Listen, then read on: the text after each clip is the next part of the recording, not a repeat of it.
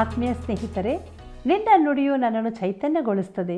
ಆಪತ್ಕಾಲದಲ್ಲಿ ಇದೇ ನನಗೆ ಆದರಣೆ. ದಿನಾಲೂ ನಮಗೆ ಆದರಣೆ, ಚೈತನ್ಯವನ್ನು ನೀಡುವ ಸತ್ಯವೇದ ಅಧ್ಯಯನ ಕಾರ್ಯಕ್ರಮಕ್ಕೆ ನಿಮ್ಮೆಲ್ಲರನ್ನು ಪ್ರೀತಿಯಿಂದ ಸ್ವಾಗತಿಸ್ತೇವೆ. ಪ್ರಿಯರೇ, ನೆಹೆಮೀಯನ ಪುಸ್ತಕದ ಅಧ್ಯಯನದಲ್ಲಿ ಬಹಳಷ್ಟು ವಿಚಾರಗಳನ್ನು ನಾವು ತಿಳಿದುಕೊಂಡೆವು. ದೇವರಿಗೆ ಮಹಿಮೆಯಾಗಲಿ. ಸರ್ವಶಕ್ತನಾದ ದೇವರ ಬಳಿಗೆ ಬಂದಾಗ ಜೀವಿತಗಳು ಬದಲಾಗುತ್ತದೆ. ದೇವರನ್ನು ತೊರೆದು ಬಿಟ್ಟವರು ನಾಶವಾಗುತ್ತಾರೆ. ದೇವರ ದಂಡನೆ ಅವರ ಮೇಲೆ ಬರುತ್ತದೆ. ಇಸ್ರಾಯೇಲರು ದೇವರೊಂದಿಗೆ ಮಾಡಿಕೊಂಡ ಒಪ್ಪಂದದ 3 ಸಂಗತಿಗಳು ಯಾವುವು ಎಂಬುದಾಗಿ ತಿಳಿದುಕೊಳ್ಳೋಣ. ನಮ್ಮ ಅಧ್ಯಯನವನ್ನು ಪ್ರಾರಂಭಿಸೋಣ. ಕರ್ತನಲ್ಲಿ ಪ್ರೀತಿಯುಳ್ಳ ಆತ್ಮೀಯ ಸಹೋದರ ಸಹೋದರಿಯರೇ, ಮಹಿಮೆಯ ಕರ್ತನಾದ ಯೇಸು ಕ್ರಿಸ್ತನ ಅತಿ ಪರಿಶುದ್ಧವುಳ್ಳ ನಾಮದಲ್ಲಿ ನಿಮ್ಮೆಲ್ಲರಿಗೂ ಹೃದಯಪೂರ್ವಕವಾದ ವಂದನೆಗಳನ್ನು ಸಲ್ಲಿಸುತ್ತಾ ಇಂದಿನ ಸತ್ಯವೇದ ಅಧ್ಯಯನ ಕಾರ್ಯಕ್ರಮಕ್ಕೆ ಪ್ರೀತಿಯಿಂದ ಸ್ವಾಗತಿಸುತ್ತೇನೆ. ದೇವರ ಮಹಾಕೃಪೆಯಿಂದ ಕಳೆದ ಕಾರ್ಯಕ್ರಮದಲ್ಲಿ ನಾವು ನೆಹೆಮೀಯನ ಪುಸ್ತಕದ 9ನೇ ಅಧ್ಯಾಯದ 3ನೇ ವಚನದವರೆಗೆ ಧ್ಯಾನ ಮಾಡಿದ್ದೆವು. ಪುನರುಜ್ಜೀವನಕ್ಕೆ ಸಂಬಂಧಪಟ್ಟ ಅನೇಕ ಸತ್ಯಗಳನ್ನು ನಾವು ತಿಳಿದುಕೊಂಡಿದ್ದೇವೆ. ದೇವರಿಗೆ ಸ್ತೋತ್ರವಾಗಲಿ. ಈ ಧ್ಯಾನವನ್ನು ನಾವು ಮುಂದುವರಿಸುವಾಗ ಮುಂದಕ್ಕೆ ಇಸ್ರಾಯೇಲ್ಯರು ಪುನರುಜ್ಜೀವನಕ್ಕೆ ಅಗತ್ಯವಾದ ಷರತ್ತುಗಳನ್ನು ಪಾಲಿಸಿದರು, ದೊಡ್ಡ ಭಕ್ತಿ ಸಂಜೀವನ ಉಂಟಾಯಿತು ಎಂಬುದನ್ನು ನೋಡಲಿದ್ದೇವೆ.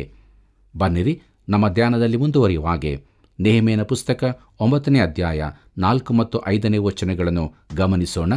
ಅಲ್ಲಿ ಹೀಗೆ ಬರೆದದೆ: ಯೇಷುವ, ಬಾನಿ, ಕದ್ಮಿಯೇಲ್, ಶೆಬನ್ಯ, ಬುನ್ನಿ, ಶೇರೇಬ್ಯ, ಬಾನಿ, ಕೇನಾನಿ ಎಂಬವರು ಲೇವಿಯರ ಮೆಟ್ಲುಗಳ ಮೇಲೆ ನಿಂತು ಮಹಾಶಬ್ದದಿಂದ ತಮ್ಮ ದೇವರಾದ ಯೆಹೋವನಿಗೆ ಮೊರೆಯಿಟ್ಟರು.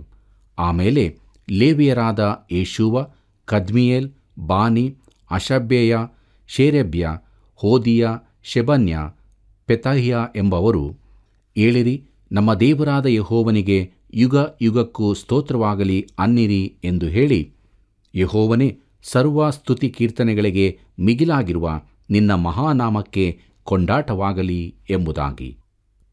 ಪ್ರೀತಿಯುಳ್ಳ ಸಹೋದರ ಸಹೋದರಿಯರೇ, ಈ ರೀತಿಯ ಪಾಪದ ಅರಿಕೆಯು ವ್ಯಕ್ತಿಗತವಾದ ಪ್ರದರ್ಶನಕ್ಕೆ ನಡೆಸುವುದಿಲ್ಲ.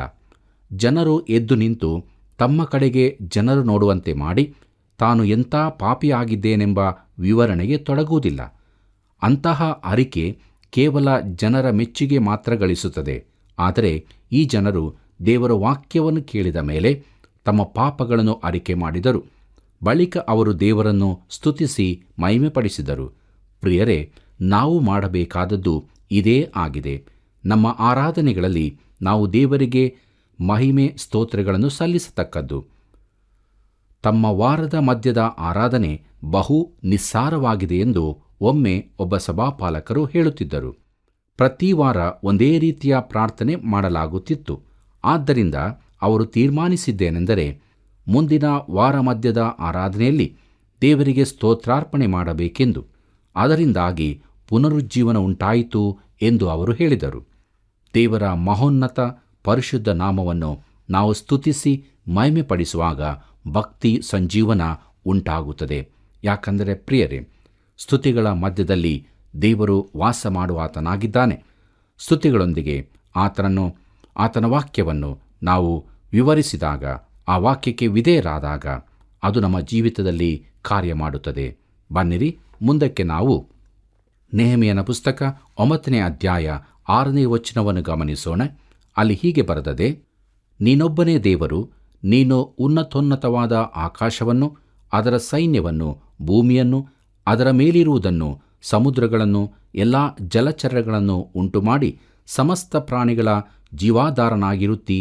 ಆಕಾಶ ಸೈನ್ಯದವರು ನಿನಗೆ ಅಡ್ಡ ಬೀಳುತ್ತಾರೆ ಎಂಬುದಾಗಿ. ಕರ್ತನಲ್ಲಿ ಪ್ರೀತಿಯುಳ್ಳ ಸಹೋದರ ಸಹೋದರಿಯರೇ, ಎಂದಾದರೂ ಸಮುದ್ರ ತೀರದಲ್ಲಿ ನಿಂತು ದೊಡ್ಡ ದೊಡ್ಡ ತೆರೆಗಳು ಬಂಡೆಗಳಿಗೆ ಬಡಿಯುವುದನ್ನು ನೋಡಿದ್ದೀರೋ? ಇದು ನಿನ್ನಲ್ಲಿ ದೇವರಿಗೆ ಸ್ತೋತ್ರವನ್ನು ಉಂಟು ಮಾಡುತ್ತದೆಯೋ? ಕಾಡಿನಲ್ಲಿರುವಾಗ ಇಂತಹ ಅನುಭವ ನಿನಗಾಗಿದೆಯೋ? ನಾನು ಹಲವಾರು ಗುಡ್ಡಗಾಡುಗಳಲ್ಲಿ ನಡೆದಾಡಿದ್ದೆ. ಅದು ಎಂಥ ಮನೋಲ್ಲಾಸದ ಅನುಭವ! ಎತ್ತರವಾದ ಮರಗಳ ಎಲೆ ಗೆಲ್ಲುಗಳೇ ನನ್ನ ದೇವಾಲಯವಾಗಿತ್ತು. ಆತನು ಸೃಷ್ಟಿಕರ್ತನು. ಈ ಎಲ್ಲ ಮರಗಳನ್ನು ಆತನೇ ಉಂಟು ಮಾಡಿದನು. ಇಡೀ ವಿಶ್ವವನ್ನು ಉಂಟು ಮಾಡಿದಾತನು ಆತನೇ. ಆತನಿಗೆ ಮಹಿಮೆಯಾಗಲಿ.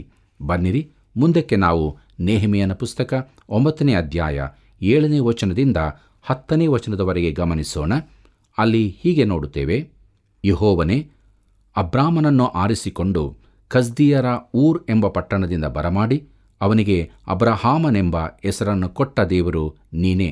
ಅವನು ಯಥಾರ್ಥ ಚಿತ್ತನೆಂದು ಕಂಡು ಅವನಿಗೆ ಕಾನಾನ್ಯರು, ಹಿತ್ತಿಯರು, ಅಮೋರಿಯರು, ಪೆರಿಜ್ಜಿಯರು, ಯೆಬೂಷಿಯರು, ಗಿರ್ಗಾಷ್ಯರು ಇವರ ದೇಶವನ್ನು ನಿನ್ನ ಸಂತಾನದವರಿಗೆ ಕೊಡುತ್ತೇನೆಂದು ವಾಗ್ದಾನ ಮಾಡಿ ಅದನ್ನು ನೆರವೇರಿಸಿದ್ದಿ. ನೀನು ಧರ್ಮಸ್ವರೂಪನೇ. ಐಗುಪ್ತ ದೇಶದಲ್ಲಿ ನಮ್ಮ ಪಿತೃಗಳಿಗಿದ್ದ ಕಷ್ಟವನ್ನು ನೋಡಿದಿ. ಕೆಂಪು ಸಮುದ್ರದ ಬಳಿಯಲ್ಲಿ ಅವರು ಮೊರೆಯಿಟ್ಟಾಗ ನೀನು ಲಾಲಿಸಿದಿ.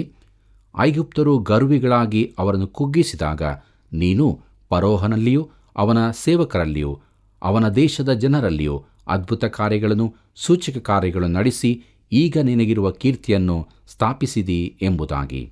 ಪ್ರೀತಿಯುಳ್ಳ ಸಹೋದರ ಸಹೋದರಿಯರೇ, ದೇವರು ಇಸ್ರಾಯೇಲ್ಯರ ಪೂರ್ವಜರನ್ನು ನಡೆಸಿದ ರೀತಿಗಾಗಿ ಅವರು ದೇವರನ್ನು ಸ್ತುತಿಸಿದರು. ಅಬ್ರಾಮನಿಗಾಗಿಯೂ ಅವನನ್ನು ಕಾನಾನಿನಲ್ಲಿ ಕಾದದ್ದಕ್ಕಾಗಿಯೂ ದೇವರನ್ನು ಸ್ತುತಿಸಿದರು. ಐಗುಪ್ತದಿಂದ ಇಸ್ರಾಯೇಲ್ಯರನ್ನು ಹೊರತಂದದಕ್ಕಾಗಿ, ಅರಣ್ಯ ಮಾರ್ಗದಲ್ಲಿ ಅದ್ಭುತವಾಗಿ ನಡೆಸಿದ್ದಕ್ಕಾಗಿ, ಅವನನ್ನು ಕಾಪಾಡಿ ಉಳಿಸಿದ್ದಕ್ಕಾಗಿ ದೇವರನ್ನು ಕೊಂಡಾಡಿದರು. ಪ್ರೀತಿಯುಳ್ಳ ಸಹೋದರ ಸಹೋದರಿಯರೇ, ಈ ದೇಶದಲ್ಲಿ ನಾವು ವಾಸ ಮಾಡುತ್ತಿರುವುದಕ್ಕಾಗಿ ದೇವರನ್ನು ಎಂದಾದರೂ ಸ್ತುತಿಸಿದ್ದೇವೆಯೋ? ನೆಹೆಮೀಯನ ಜನರು ತಾವು ಇಸ್ರಾಯೇಲ್ಯರಾಗಿರುವುದಕ್ಕಾಗಿ ದೇವರನ್ನು ಸ್ತುತಿಸಿದರು. ದೇವರು ನಮ್ಮ ಸೃಷ್ಟಿಕರ್ತನೂ ಮಾತ್ರವಲ್ಲದೆ ನಮ್ಮ ವಿಮೋಚಕನೂ ಆಗಿದ್ದಾನೆಂಬುದನ್ನು ಅವರು ತಿಳಿದುಕೊಂಡರು. ತಮಗೆ ಒದಗಿ ಬಂದ ವಿಮೋಚನೆಗಾಗಿ, ಐಗುಪ್ತದಿಂದ ಬಿಡುಗಡೆ ಹೊಂದಿದ್ದಕ್ಕಾಗಿ ದೇವರನ್ನು ಕೊಂಡಾಡಿದರು. ಪ್ರೀತಿಯುಳ್ಳ ಸಹೋದರ ಸಹೋದರಿಯರೇ, ನಾನು ನೀನು ಈ ಎರಡು ಸಂಗತಿಗಳಿಗಾಗಿ ದೇವರನ್ನು ಸ್ತುತಿಸಬೇಕು. ಆತನ ಸೃಷ್ಟಿಕರ್ತನು, ಈ ವಿಶ್ವವು ಆತನದು. ಅದಕ್ಕಾಗಿ ಆತನಿಗೆ ಉಪಕಾರ ಹೇಳಬೇಕು ಮತ್ತು ಆತನು ನಮ್ಮನ್ನು ರಕ್ಷಿಸಿದ್ದಕ್ಕಾಗಿ ಉಪಕಾರ ಹೇಳಬೇಕು. ಯಾಕಂದರೆ ಆತನು ನಮ್ಮನ್ನು ವಿಮೋಚಿಸಿದನು. ಪ್ರೀತಿಯುಳ್ಳ ಆತ್ಮೀಯ ಸ್ನೇಹಿತನೇ, ನೀನು ಆತನನ್ನು ಪ್ರೀತಿಸುತ್ತೇನೆ ಎಂದು ಹೇಳಿದೆಯೋ? ನಾವು ಹೇಳಬೇಕಾಗಿದೆ. ಪ್ರಿಯರೇ, ಭಾನುವಾರ ಬೆಳಿಗ್ಗೆ ದೇವಾಲಯಕ್ಕೆ ಹೋಗುವ ಸಮಯಕ್ಕಾಗಿ ಕಾಯಬೇಡಿರಿ. ನೀವಿರುವ ಸ್ಥಳದಲ್ಲಿಯೇ ಎಲ್ಲ ಆಶೀರ್ವಾದಗಳ ಮೂಲನಾದ ಆತನನ್ನು ಸ್ತುತಿಸಿರಿ. ಆತನ ಸೃಷ್ಟಿಕರ್ತನು. ಲೌಕಿಕವಾದ ಎಲ್ಲ ಅಗತ್ಯಗಳನ್ನು ಆತನು ಪೂರೈಸಿದ್ದಾನೆ. ನಾನು ಅದಕ್ಕಾಗಿ ಆತನನ್ನು ಸ್ತುತಿಸುತ್ತೇನೆ. ಮಾತ್ರವಲ್ಲದೆ ಪಾಪಿಯಾದ ನನ್ನನ್ನು ಆತನು ರಕ್ಷಿಸಿದ್ದಾನೆ. ಇದಕ್ಕಾಗಿ ನಾನು ಆತನನ್ನು ಎಷ್ಟಾಗಿ ಕೊಂಡಾಡತಕ್ಕದ್ದು. ಆತನೆಷ್ಟು ಅದ್ಭುತನು. ಆತನಿಗೆ ಮಹಿಮೆಯಾಗಲಿ. ಬನ್ನಿರಿ ಪ್ರೇರೆ, ನಮ್ಮ ಧ್ಯಾನದಲ್ಲಿ ಮುಂದುವರಿಯುವ ಹಾಗೆ ನೆಹೆಮೀಯನ ಪುಸ್ತಕ 9ನೇ ಅಧ್ಯಾಯ 34 ಮತ್ತು 35ನೇ ವಚನಗಳನ್ನು ಗಮನಿಸೋಣ. ಅಲ್ಲಿ ಹೀಗೆ ನೋಡುತ್ತೇವೆ. ನಮ್ಮ ಅರಸರು, ಪ್ರಭುಗಳು, ಯಾಜಕರು, ಹಿರಿಯರು ನಿನ್ನ ಧರ್ಮೋಪದೇಶವನ್ನು ಅನುಸರಿಸಲಿಲ್ಲ. ನಿನ್ನ ಆಜ್ಞೆಗಳಿಗೆ ಕಿವಿಗೊಡಲಿಲ್ಲ. ನೀನು ಎಚ್ಚರಿಸಿ ಹೇಳಿದ ಮಾತುಗಳನ್ನು ಲಕ್ಷಿಸಲಿಲ್ಲ. ಅವರು ಸ್ವರಾಜ್ಯದಲ್ಲಿದ್ದುಕೊಂಡು ನೀನು ದಯಪಾಲಿಸಿದ ಸಮೃದ್ಧಿಯನ್ನು ಅನುಭವಿಸುತ್ತಾ, ನಿನ್ನ ಅನುಗ್ರಹದಿಂದ ದೊರಕಿದ ಸಾರವುಳ್ಳ ವಿಸ್ತಾರ ದೇಶದಲ್ಲಿ ವಾಸಿಸುತ್ತಾ ಇರುವಾಗ ನಿನ್ನನ್ನು ಸೇವಿಸದೆಯೂ ತಮ್ಮ ದುಷ್ಕೃತ್ಯಗಳನ್ನು ಬಿಡದೆಯೂ ಇದ್ದದರಿಂದಲೇ ನಾವು ಈಗ ದಾಸರಾಗಿದ್ದೇವೆ ಎಂಬುದಾಗಿ. ಕರ್ತನಲ್ಲಿ ಪ್ರೀತಿಯುಳ್ಳ ಸಹೋದರ ಸಹೋದರಿಯರೇ, ದೇವರು ಇಸ್ರಾಯೇಲ್ಯರನ್ನು ಹೇಗೆ ಆಶೀರ್ವದಿಸಿದಾನೆಂದು ನೋಡಿರಿ. ಆದರೂ ಅರಸರು, ಪ್ರಭುಗಳು, ಯಾಜಕರು ದೇವರ ಆಜ್ಞೆಗಳನ್ನು ಅನುಸರಿಸಲಿಲ್ಲ. ನಾವು ದೇವರಿಗೆ ಅನೇಕ ವಿಚಾರಗಳಿಗಾಗಿ ಕೃತಜ್ಞರಾಗಿರಬೇಕಾಗಿದೆ. ಆದರೆ ಇಸ್ರಾಯೇಲ್ಯರಂತೆ ನಾವು ಪಾಪ ಮಾಡುತ್ತಲೇ ಇದ್ದೇವೆ. ದೇವರ ತಾಳ್ಮೆ ಎಷ್ಟು ಸಮಯದವರೆಗೆ ಇರುತ್ತದೆ ನಮಗೆ ಗೊತ್ತಿಲ್ಲ ಪ್ರೇರೆ. ಆದ್ದರಿಂದ ಕೃಪಾ ಸಮಯ ಇರುವಾಗಲೇ ಆತನ ಬಳಿಗೆ ಬರೋಣ, ಆತನಿಗೆ ವಿಧೇಯರಾಗೋಣ, ಆತನ ಆಶೀರ್ವಾದವನ್ನು ಹೊಂದಿಕೊಳ್ಳೋಣ. ಬನ್ನಿರಿ ಪ್ರೇರೆ, ನಮ್ಮ ಧ್ಯಾನವನ್ನು ಮುಂದುವರಿಸುವ ಹಾಗೆ ನೆಹೆಮೀಯನ ಪುಸ್ತಕ 9ನೇ ಅಧ್ಯಾಯ 36ನೇ ವಚನವನ್ನು ಗಮನಿಸೋಣ. ಅಲ್ಲಿ ಹೀಗೆ ಬರೆದದೆ. ನೀನು ನಮ್ಮ ಪಿತೃಗಳಿಗೆ ಇದರ ಉತ್ಪನ್ನವನ್ನು, ಸಮೃದ್ಧಿಯನ್ನು ಅನುಭವಿಸಿರಿ ಎಂದು ಹೇಳಿ ಕೊಟ್ಟ ದೇಶದಲ್ಲೇ ನಾವು ದಾಸರಾಗಿರಬೇಕಾಗಿದೆ. ನಮ್ಮ ಪಾಪಗಳ ನಿಮಿತ್ತವಾಗಿ ನಿನ್ನಿಂದ ನಮ್ಮ ಮೇಲೆ ನೇಮಿಸಲ್ಪಟ್ಟ ರಾಜರಿಗೆ ಈ ದೇಶದ ಹೇರಳವಾದ ಹುಟ್ಟುವಳಿಯೂ ಹೋಗುತ್ತದೆ ಎಂಬುದಾಗಿ. ಕರ್ತನಲ್ಲಿ ಪ್ರಿಯರೇ, ತಮ್ಮ ಮೇಲೆ ದೇವರ ದಂಡನೆ ಬಂದಿದೆ ಎಂದು ಇಸ್ರಾಯೇಲ್ಯರು ತಿಳಿದುಕೊಂಡರು. ನಮ್ಮ ದೇಶದ ಮೇಲೂ ದೇವರ ದಂಡನೆಯೂ ಬರಬಹುದೋ? ನಾವು ಅದರಿಂದ ತಪ್ಪಿಸಿಕೊಳ್ಳಲು ಸಾಧ್ಯವಿಲ್ಲವೆಂದು ನಾನು ನಂಬುತ್ತೇನೆ. ಬನ್ನಿರಿ, ನಮ್ಮ ಧ್ಯಾನದಲ್ಲಿ ನಾವು ಮುಂದುವರಿಯುವ ಹಾಗೆ ನೆಹೆಮೀಯನ ಪುಸ್ತಕ 9ನೇ ಅಧ್ಯಾಯ 37 ಮತ್ತು 38ನೇ ವಚನಗಳನ್ನು ಗಮನಿಸೋಣ. ಅಲ್ಲಿ ಹೀಗೆ ಬರೆದದೆ, ನಮ್ಮ ಕಾಯಗಳ ಮೇಲೆಯೂ ಪಶುಗಳ ಮೇಲೆಯೂ ಅವರು ಅಧಿಕಾರ ನಡೆಸುತ್ತಾರೆ. ನಾವು ಮಹಾ ಸಂಕಟದಲ್ಲಿದ್ದೇವೆ, ಅಯ್ಯೋ ಎಂದು ಪ್ರಾರ್ಥಿಸಿದರು. ಈ ಎಲ್ಲ ಕಾರಣಗಳಿಂದ ನಾವು ಲೇಖನ ರೂಪವಾದ ಪ್ರತಿಜ್ಞೆಯನ್ನು ಮಾಡಿದೆವು. ಅದಕ್ಕೆ ನಮ್ಮ ಪ್ರಭುಗಳು, ಲೇವಿಯರು, ಯಾಜಕರು ಸಹಿ ಮಾಡಿ ಮುದ್ರೆ ಹಾಕಿದರು ಎಂಬುದಾಗಿ. ಕರ್ತನಲ್ಲಿ ಪ್ರೀತಿಯುಳ್ಳ ದೇವಜನರೇ, ಈ ಪ್ರತಿಜ್ಞೆಯ ಷರತ್ತುಗಳನ್ನು ಮುಂದಿನ ಅಧ್ಯಾಯದಲ್ಲಿ ನೋಡಲಿದ್ದೇವೆ. ಅವರಲ್ಲಿನ ಪ್ರತಿಯೊಬ್ಬ ಮುಖಂಡನೂ ಅದಕ್ಕೆ ಸಹಿ ಮಾಡುವಂತೆ ಕೇಳಿಕೊಳ್ಳಲಾಯಿತು. ಜನರು ದೇವರ ವಾಕ್ಯಕ್ಕೆ ವಿಧೇಯರಾಗುತ್ತೇವೆಂದು ಒಪ್ಪಿಕೊಂಡರು.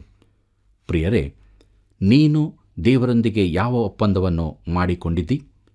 ತಾವು ಯಾವ ಒಪ್ಪಂದವನ್ನು ಸಹಿ ಹಾಕುವುದಿಲ್ಲ, ಯಾಕಂದರೆ ಮತ್ತೆ ಅದರ ಪ್ರಕಾರ ನಡೆದುಕೊಳ್ಳಲಿಕ್ಕೆ ಆಗದಿದ್ದರೆ ಕಷ್ಟ ಎಂದು ಅನೇಕರು ಹೇಳುತ್ತಾರೆ. ಆದರೆ ಪ್ರಿಯ ಸ್ನೇಹಿತನೇ, ನೀನು ಒಂದು ಮನೆಯನ್ನು ಖರೀದಿಸಿದರೆ ಅಥವಾ ಬೇರೆ ಯಾವುದಕ್ಕಾದರೂ ಹಣ ಪಾವತಿ ಮಾಡಬೇಕಾಗಿ ಬಂದರೆ ನೀನು ಸಹಿ ಹಾಕಲೇಬೇಕಾಗುತ್ತದೆ. ಜನರು ಬೇರೆಲ್ಲದಕ್ಕೂ ಸಹಿ ಹಾಕುತ್ತಾರೆ, ಆದರೆ ದೇವರೊಂದಿಗೆ ಒಪ್ಪಂದ ಮಾಡಿಕೊಳ್ಳಲು ಭಯಪಡುತ್ತಾರೆ. ನನ್ನ ಪ್ರಿಯ ಸ್ನೇಹಿತನೇ, ನೀನು ದೇವರೊಂದಿಗೆ ಒಪ್ಪಂದ ಮಾಡಲು ಹಿಂದೆಗೆಯಬೇಡ. ಎಷ್ಟೋ ಮಂದಿ ದೇವರಿಗೆ ಮೋಸ ಮಾಡಿದ್ದಾರೆ, ಆದರೆ ಆತನು ಕೃಪಾಳುವಾಗಿದ್ದಾನೆ. ನಾವು ಆತನೊಂದಿಗೆ ಸರಿಯಾಗಿದ್ದರೆ ಆತನು ನಮ್ಮೊಂದಿಗೆ ಸರಿಯಾಗಿರುತ್ತಾನೆ. ದಯವಿಟ್ಟು ನಮ್ಮನ್ನು ನಾವು ಪರೀಕ್ಷಿಸಿಕೊಳ್ಳೋಣವ.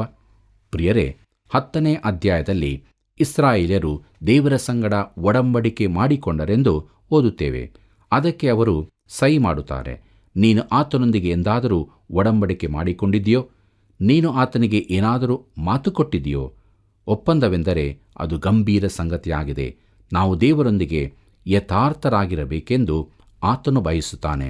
ಎಲ್ಲಿ ಯಥಾರ್ಥತೆ ಇದೆಯೋ ಅಲ್ಲಿ ಆತನ ಆಶೀರ್ವಾದ ಇದ್ದೇ ಇರುತ್ತದೆ.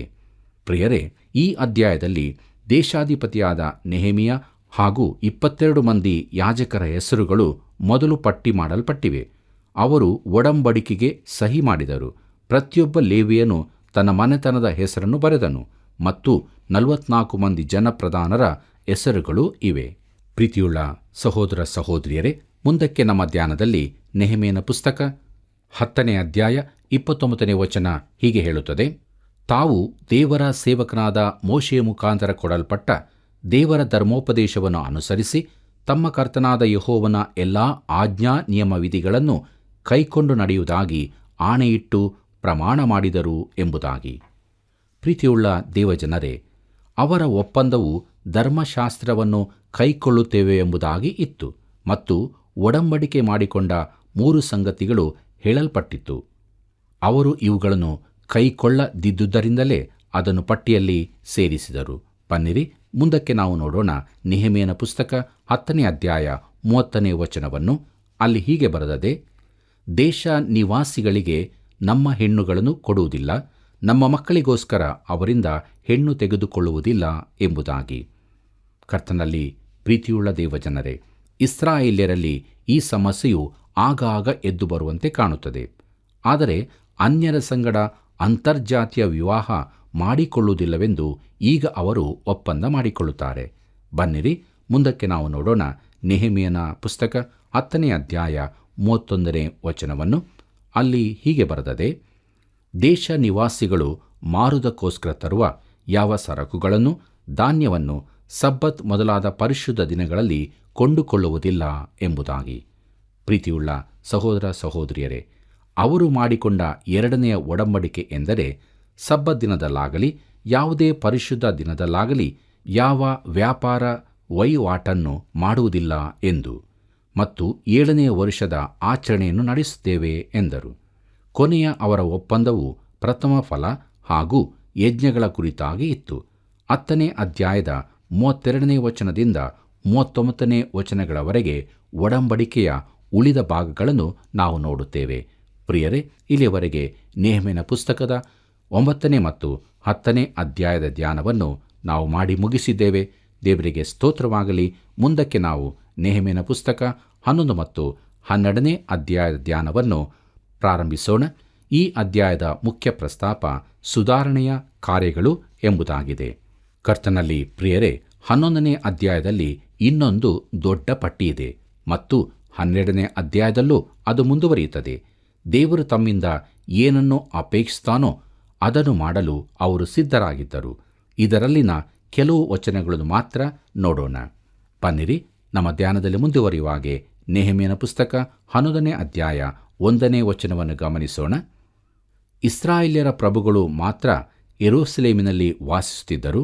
ಉಳಿದ ಜನರೊಳಗೆ 10 ಮಂದಿಯಲ್ಲಿ 9 ಮಂದಿ ತಮ್ಮ ತಮ್ಮ ಊರುಗಳಲ್ಲಿದ್ದುಕೊಂಡು ಒಬ್ಬನು ಪವಿತ್ರ ನಗರವಾಗಿರುವ ಯೆರೂಸಲೇಮಿನಲ್ಲಿ ವಾಸಿಸುವುದಕ್ಕಾಗಿ ಅಲ್ಲಿಗೆ ಬರುವಂತೆ ಚೀಟು ಹಾಕಿ ಗೊತ್ತು ಮಾಡಿದರು ಎಂಬುದಾಗಿ. ಕರ್ತನಲ್ಲಿ ಪ್ರಿಯರೇ, ಜನರು ಚೀಟು ಹಾಕಿದರು. 10 ಮಂದಿಯಲ್ಲಿ ಒಬ್ಬನು ಮಾತ್ರ ಯೆರೂಸಲೇಮಿನಲ್ಲಿ ವಾಸಿಸಿದನು. ಉಳಿದ 9 ಮಂದಿ ಬೇರೆ ಊರುಗಳಿಗೆ ಹೋದರು. ಪ್ರಿಯರೇ, ಈ ವಿಧಾನದ ಕುರಿತು ಅನೇಕ ದೂರುಗಳು ಬಂದಿರಬಹುದು. ಜನರು ಒಂದು ವೇಳೆ ದೇವರು ನನಗೇಕೆ ಹೀಗಾಗುವಂತೆ ಮಾಡಿದನು, ನಾನು ಒಂದು ಚಿಕ್ಕ ಊರಿನಲ್ಲಿ ವಾಸಿಸುತ್ತೇನೆ ಎಂದು ಹೇಳಲು ಒಳ್ಳೆಯ ಸಂದರ್ಭ ಇದಾಗಿತ್ತು. ಪ್ರಿಯರೇ, ಮುಂದಕ್ಕೆ ನಾವು ನೋಡೋಣ. ನೆಹೆಮೀಯನ ಪುಸ್ತಕ 11ನೇ ಅಧ್ಯಾಯ 2ನೇ ವಚನದಲ್ಲಿ ಅಲ್ಲಿ ಹೀಗೆ ಬರೆದದೆ, ಮತ್ತು ಸ್ವೇಚ್ಛೆಯಿಂದ ಯೆರೂಸಲೇಮಿನಲ್ಲಿ ವಾಸಿಸುವುದಕ್ಕೆ ಮನಸ್ಸು ಮಾಡಿದಂಥವರನ್ನು ಜನರು ಆಶೀರ್ವದಿಸಿದರು ಎಂಬುದಾಗಿ. ಕರ್ತನಲ್ಲಿ ಪ್ರೀತಿಯುಳ್ಳ ಸಹೋದರ ಸಹೋದರಿಯರೇ, ಆ ದಿನಗಳಲ್ಲೂ ಕೂಡ ಊರ ಹೊರವಲಯದಲ್ಲಿ ವಾಸಿಸಲು ಆಶೆ ಪಡುವವರಿದ್ದರು. ಆದರೆ ಯೆರೂಸಲೇಮಿನಲ್ಲಿ ಉಳಿದುಕೊಳ್ಳಲು ಬಯಸಿದವರಿಗಾಗಿ ದೇವರಿಗೆ ಸ್ತೋತ್ರ ಎಂದು ಹೇಳಿದರು. ನಮಗೆ ಈ ಜನರು ಅಪರಿಚಿತರು, ಆದರೆ ದೇವರು ಪ್ರತಿಯೊಬ್ಬನನ್ನು ಬಲ್ಲನು. ಅವರಲ್ಲಿ ಒಪ್ಪಿಕೊಳ್ಳುವ ಮನಸ್ಸಿದ್ದರಿಂದ ದೇವರು ಅವರ ಹೆಸರುಗಳನ್ನೆಲ್ಲ ದಾಖಲಿಸಿದನು. ಆತನಿಗೆ ಮಹಿಮೆಯಾಗಲಿ. ಕರ್ತನಲ್ಲಿ ಪ್ರೀತಿಯುಳ್ಳ ಸಹೋದರ ಸಹೋದರಿಯರೇ, ನಮ್ಮ ಧ್ಯಾನದಲ್ಲಿ ಮುಂದುವರಿಯುವ ಹಾಗೆ ನೆಹೆಮೀಯನ ಪುಸ್ತಕ 11ನೇ ಅಧ್ಯಾಯ 3ನೇ ವಚನವನ್ನು ಗಮನಿಸೋಣ. ಅಲ್ಲಿ ಹೀಗೆ ಬರೆದದೆ, ಯೆರೂಸಲೇಮಿನಲ್ಲಿ ವಾಸಿಸುತ್ತಿದ್ದ ಯೆಹೂದ ಸಂಸ್ಥಾನ ಪ್ರಧಾನರ ಪಟ್ಟಿ. ಸಾಧಾರಣ ಇಸ್ರಾಯೇಲ್ಯರು, ಯಾಜಕರು, ಲೇವಿಯರು, ದೇವಸ್ಥಾನ ದಾಸರು, ಸೊಲೊಮೋನನ ದಾಸರ ವಂಶದವರು ತಮ್ಮ ತಮ್ಮ ಸ್ವಾಸ್ಥ್ಯಗಳಿರುವ ಯೆಹೂದ ದೇಶದ ಪಟ್ಟಣಗಳಲ್ಲಿ ವಾಸಿಸುತ್ತಿದ್ದರು ಎಂಬುದಾಗಿ. ಕರ್ತನಲ್ಲಿ ಪ್ರಿಯರೇ, ಯೆರೂಸಲೇಮಿನಲ್ಲಿ ಉಳಿದುಕೊಳ್ಳಲು ಇಚ್ಛಿಸಿದವರ ಹೆಸರುಗಳು ಮುಂದಿನ ವಚನಗಳಲ್ಲಿ ಕೊಡಲ್ಪಟ್ಟಿದೆ. ಒಳ್ಳೆಯ ಹೃದಯವುಳ್ಳವರನ್ನು ದೇವರು ಲೆಕ್ಕಕ್ಕೆ ತೆಗೆದುಕೊಳ್ಳುತ್ತಾನೆ. ಪ್ರಿಯರೇ, 11ನೇ ಅಧ್ಯಾಯದಲ್ಲಿ ಆರಂಭವಾದ ಪಟ್ಟಿಯು 12ನೇ ಅಧ್ಯಾಯದಲ್ಲೂ ಮುಂದುವರಿಯುತ್ತದೆ. ಇಲ್ಲಿ ಬರೆಯಲ್ಪಟ್ಟ ಹೆಸರುಗಳವರು ದೇವರನ್ನು ಸ್ತುತಿಸಿದರು. ದೇವರು ಖಂಡಿತವಾಗಿ ಇಂಥವರ ದಾಖಲೆ ಇಡುತ್ತಾನೆ. ಪ್ರಿಯರೇ, ಈ ಅಧ್ಯಾಯನ ಹೆಚ್ಚಿನ ಭಾಗವು ಯೆರೂಸಲೇಮ್ ಗೋಡೆಗಳನ್ನು ಪ್ರತಿಷ್ಠಿಸಿದರ ಕುರಿತಾಗಿ ಇದೆ. ಇದು ನಿಜಕ್ಕೂ ಆಸಕ್ತಿಯ ಸಂದರ್ಭವಾಗಿದೆ. ಬನ್ನಿರಿ, ಮುಂದಕ್ಕೆ ನಾವು ನೆಹೆಮೀಯನ ಪುಸ್ತಕ 12ನೇ ಅಧ್ಯಾಯ 27 ಮತ್ತು 28ನೇ ವಚನವನ್ನು ಗಮನಿಸೋಣ. ಅಲ್ಲಿ ಹೀಗೆ ಬರೆದದೆ, ಯೆರೂಸಲೇಮಿನ ಗೋಡೆಯನ್ನು ಪ್ರತಿಷ್ಠಿಸುವ ಸಮಯ ಬಂದಾಗ ಆಯಾ ಸ್ಥಳಗಳಲ್ಲಿದ್ದ ಲೇವಿಯರನ್ನು ಕೀರ್ತನಾ ಗಾಯನಗಳಿಂದಲೂ ತಾಳ, ಸ್ವರಮಂಡಲ, ಕಿನ್ನರಿ ಇವುಗಳಿಂದಲೂ ಪ್ರತಿಷ್ಠೆಯ ಉತ್ಸವವನ್ನು ಆಚರಿಸುವುದಕ್ಕಾಗಿ ಯೆರೂಸಲೇಮಿಗೆ ಕರೆಯಿಸಿದರು. ಆಗ ಯೆರೂಸಲೇಮಿನ ಸುತ್ತಣ ಪ್ರಾಂತಗಳಲ್ಲಿ ತಮಗೋಸ್ಕರ ಹಳ್ಳಿಗಳನ್ನು ಕಟ್ಟಿಕೊಂಡಿದ್ದ ಗಾಯಕ ಮಂಡಳಿಯವರು ಯೋರ್ದಾನ್ ಹೊಳೆಯ ತಗ್ಗು, ಯೆರೂಸಲೇಮಿನ ಸುತ್ತಣ ಪ್ರದೇಶ, ನೆಟೋಫಾತ್ಯರ ಗ್ರಾಮ, ಪೆದಹ, ಗಿಲ್ಗಾಲ್, ಗೇಬ ಮತ್ತು ಅಜ್ಮಾವೇತ್ ಊರುಗಳಿಗೆ ಸೇರಿರುವ ಹಳ್ಳಿಗಳು ಇವುಗಳಿಂದ ಕೂಡಿ ಬಂದರು ಎಂಬುದಾಗಿ. ಪ್ರೀತಿಯುಳ್ಳ ದೇವಜನರೇ, ಅವರು ಎಲ್ಲ ಗಾಯಕರನ್ನು ಕೂಡಿಸಿದರು. ಒಂದು ದೊಡ್ಡ ಸಂಗೀತ ಸಮಾರಂಭ ನಡೆಯಿತು. ಇಲ್ಲಿ ಬರೆಯಲ್ಪಟ್ಟ ಹೆಸರುಗಳು ಜೀವಬಾಧ್ಯರ ಪಟ್ಟಿಯಲ್ಲೂ ಇರಬಹುದು. ಅವರೆಲ್ಲರೂ ಯೆರೂಸಲೇಮಿನ ಗೋಡೆಯನ್ನು ಪ್ರತಿಷ್ಠಿಸುವುದಕ್ಕಾಗಿ ಸೇರಿ ಬಂದಿದ್ದರು. ಪ್ರಿಯರೇ, ನೆಹೆಮೀಯನು ಇಡೀ ದೇಶದಿಂದಲೇ ಈ ಪ್ರತಿಷ್ಠಾ ಕಾರ್ಯಕ್ಕೆ ಜನರನ್ನು ಕೂಡಿಸಿದನು. ಯಾಕಂದರೆ ಯೆರೂಸಲೇಮ್ ದೇವಾಲಯವಿರುವ ಪಟ್ಟಣವಾಗಿತ್ತು.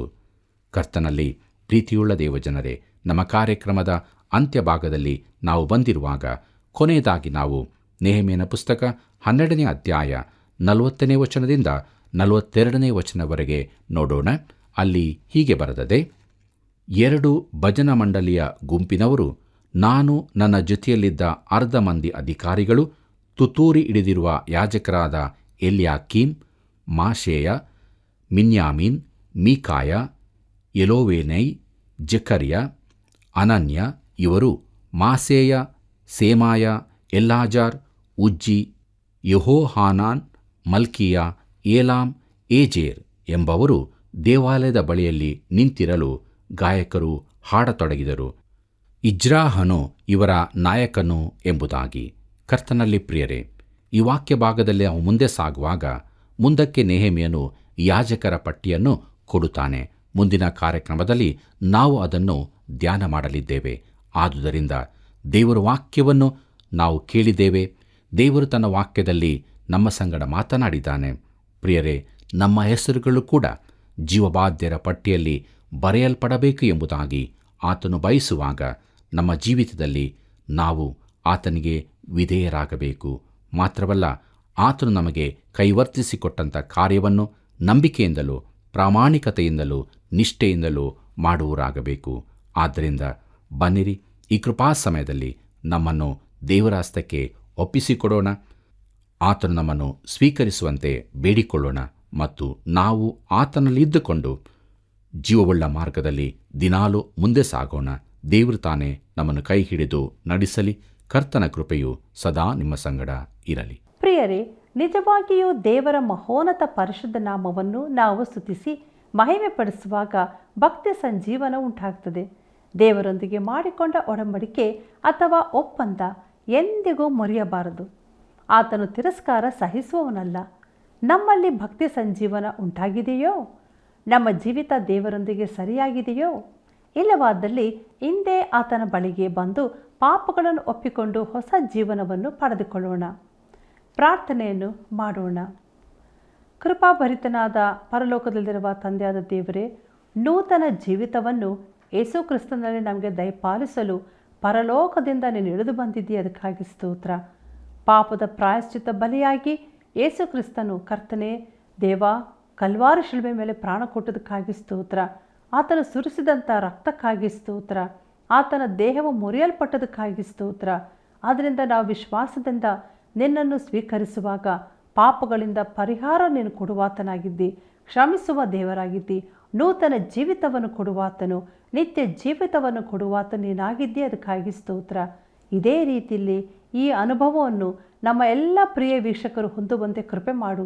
ಪರಿಶುದ್ಧಾತ್ಮನ ಸಹಾಯ ಕೊಡಬೇಕೆಂದು ಈ ಪ್ರಾರ್ಥನೆಯನ್ನು ತಿರುಗಿ ಬೇಗನೆ ಬರಲಿಕ್ಕಿರುವ ಯೇಸು ಕ್ರಿಸ್ತನ ಮಹಿಮೆಯ ನಾಮದಲ್ಲಿ ಬೇಡಿ ಹೊಂದಿದ್ದೇವೆ ತಂದೆಯೇ, ಆಮೇನ್. ಹೇಗಿತ್ತು ಪ್ರಿಯರೇ ಸತ್ಯವೇದ ಅಧ್ಯಯನವು? ಇನ್ನೂ ಹೆಚ್ಚು ತಿಳಿಯಬೇಕೆಂದು ಬಯಸುವುದಾದರೆ ಹಿಂದೆ ನಮಗೆ ಕರೆ ಮಾಡಿರಿ, ಮಿಸ್ ಕಾಲ್ ಕೊಡಿರಿ. ದೇವರ ಕೃಪೆ ನಿಮ್ಮೊಂದಿಗಿರಲಿ. ವಂದನೆಗಳು.